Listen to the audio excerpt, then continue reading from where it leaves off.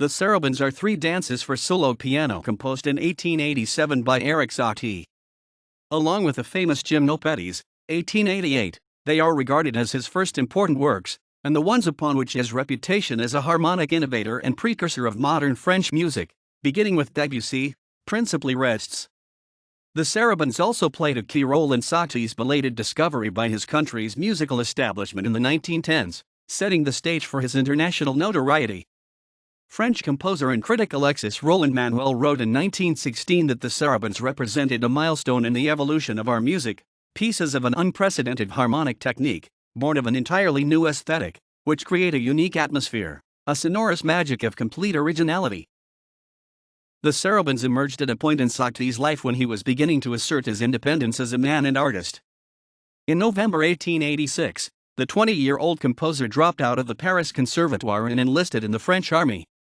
His close friend and collaborator at the time, the poet Contanin de Latour, claimed Satie had persisted with his hated conservatory courses only so he could qualify for a student exemption that would reduce his 5 years compulsory military service to 1 year in the reserves. Satie was duly assigned as a reservist to the 33rd Infantry Regiment at the Citadel in Arras, nicknamed La Belle Inutile, the useless beauty, for its fine architecture and lack of strategic importance. But even this comparatively mild duty proved too onerous for his liking.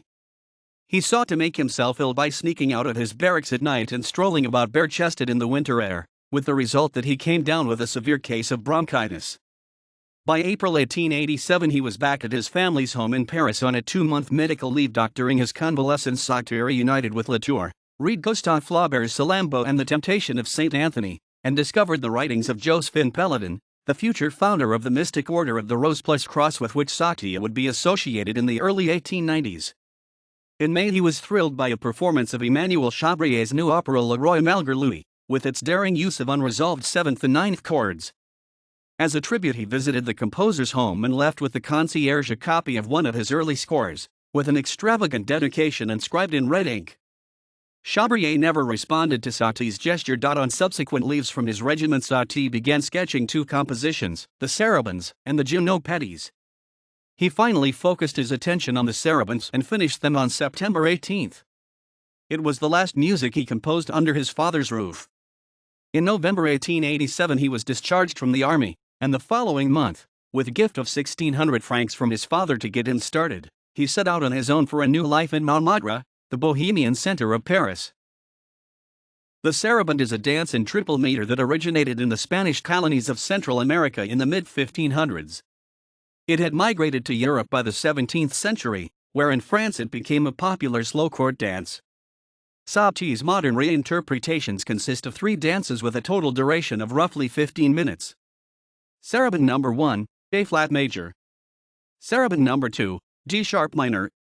Sarabande number 3, B-flat minor. Biographer Mary E. Davis wrote that the Sarabandes introduced compositional approaches that would prove important not only in Satie's later work but also in the broader history of French music. They presented a new conception of large-scale form, in which groups of 3 very similar pieces, deliberately interlinked by means of motivic cells, harmonic events, and recurring interval patterns, combined to constitute a unified work. Satie called this tripartite structure he invented an absolutely original form that was good in itself, a means of exploring a central musical idea from 3 different perspectives without resorting to traditional variation techniques. In place of continuous development, we are given mosaic-like progressions of unresolved dissonances, shifting between movement and stasis, which imbue the stately dignity of the sarabande with a suspended, timeless quality. The possible influence of Chabrier on Satie's advanced harmonic language of the 1880s has long been noted, by Maurice Ravel in the 1920s and biographer Rollo H. Miters, 1948, up to the present, focusing on the similarities of the unresolved ninths in the sarabandes and those found in the prelude of Le Roi Malgré Lui. Yet there are signs Satie was already feeling his way towards a harmonic no-man's land in the unconventional ninths and even 13ths that appear in his 3 melodies, to poems by Latour, of 1886, and his tonal approach in the sarabandes is radically different. Chabrier's dissonances in Le Roi Malgré Lui enrich the musical color by function within a traditional dramatic framework. Satie's dissonances become musical events in themselves. Or as pianist-author Joseph Smith put it, for Chabrier, the 8.1 sauce, for Satie, the steak. Robert Orlech proposed that Chabrier's real impact lay in proving to Satie that the Wagnerian path was the wrong one for a composer of wit and originality to follow. In an early instance of Satie appending an extra musical text to one of his compositions, the score of the Sarabande No. 1 was originally prefaced by a stanza from Latour's poem La Perdition, the Damnation. Suddenly the heavens opened and the damned fell, hurtling and colliding in a gigantic whirlwind. And when they were alone in the sunless night, they discovered they were wholly black. Then they blasphemed. These apocalyptic verses bear no obvious relation to the music, though they do reflect Satie's growing religious preoccupations, perhaps with a dash of humor. The Sarabande was once rolled and decent in band in Spain, causing author Miguel de Cervantes to jokingly claim it was a dance born and bred in hell. Satie's inquiring mind kept him well versed in the history of the established musical forms he tackled, leading pianist musicologist Olaf Hogier to wonder if this knowledge accounted for both the otherwise arcane Latour quote and the unmistakable hint of decadent sensuality he found in the Sarabandes. 3 decades later, Satie would overtly satirize the controversy over another dance of the devil from the West condemned by the Catholic Church, the tango, in his piano suite Sports et Divertissements, 1914. The Sarabandes also offer the first example of Satie the musical prankster with their odd and harmonic notation, which can cause needless difficulties for the performer.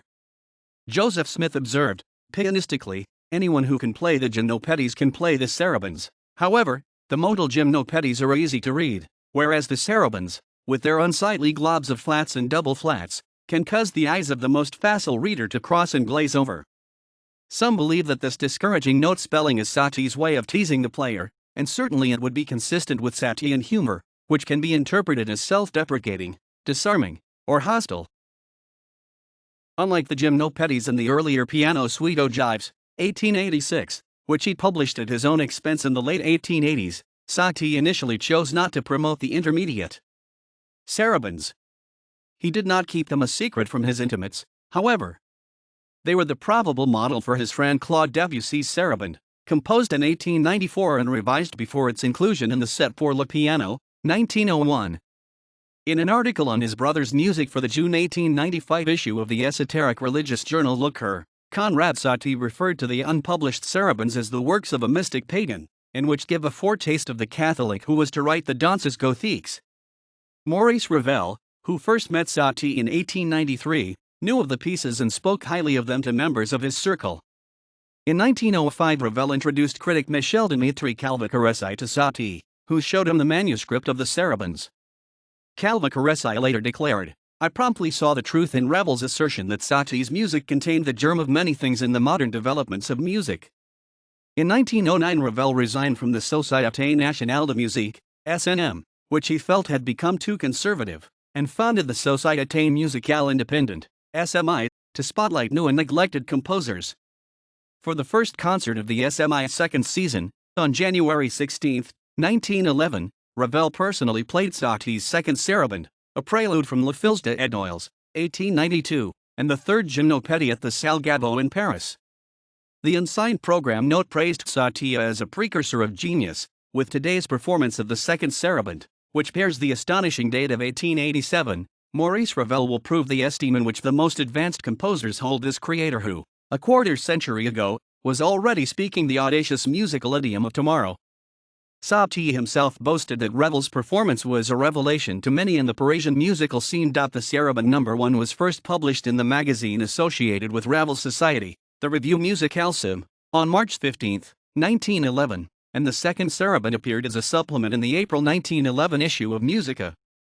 Rodard, La Roland CIE published the complete Sarabandes in the summer of 1911. For this first commercial edition, Satie removed the Latour poem and dedicated the second Sarabande to Ravel in gratitude for his sponsorship. Ravel's admiration for Satie's early music was sincere and lasting, but his promotion of it through the SMI was not without intrigue. One of his aims in bringing to light obscure contemporary composers like Satie was to challenge the reputation of his chief rival, Debussy, as the wellspring of all modern trends in French music. It is significant that the SMI program note enthused over the unknown Sarabandes and said nothing of the Gymnopédies, 2 of which had been orchestrated by Debussy and performed at his urging by the SNM in 1897. Debussy was quick to recognize that Ravel was using Satie against him. He tried to counter the SMI's propaganda, with its implications that he had done nothing to help his old friend earlier, by adding his orchestral versions of the Gymnopédies to an all-Debussy concert he was scheduled to conduct for the Circle musical. Reporting this development to Ravel on March 4, Satie wrote, "That's something I owe to you. Thank you." The two Gymnopédies were the surprise hit of Debussy's March 25 program at the Salgavo. Their success overshadowed Debussy's music, and Debussy did not hide his feelings of resentment from Satie. The Ravel and Debussy concerts of 1911 made Satie famous in Paris, but the politics behind them would sour and ultimately destroy his relations with both men. In Debussy's case, probably the closest friendship he ever had. Conservative critics in the French capital did not welcome Satie's sudden emergence from obscurity. If he was remembered at all, it was for his bohemian antics of the 1890s, challenging the director of the Paris Opera to a duel, founding his own church to attack his enemies, or his association with the Rose plus Croix sect.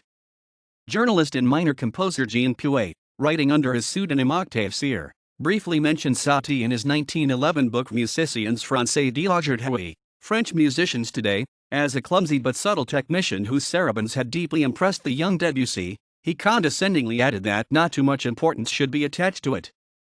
But Ravel's championship, Roland Manuel's fervent praise during World War I, and later testimony from such distinguished musicians as Charles Koechlin, Darius Milhaud, George Auric and Alfred Cortot, led Satie biographer Rollo H. Myers to conclude that by the World War II years there seemed to be a consensus of opinion that the Sarabandes anticipated some of the harmonic processes of modern French music.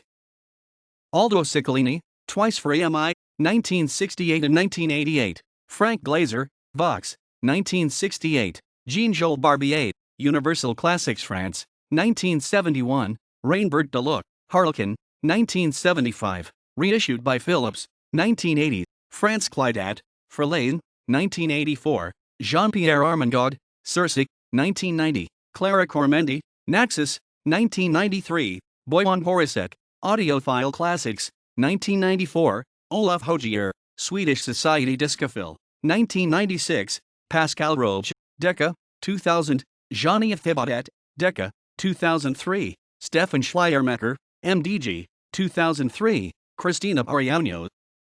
Brilliant Classics, 2006, Hakan Ostbo, Brilliant Classics, 2006, Shisako Okano, Bella Musica, 2014,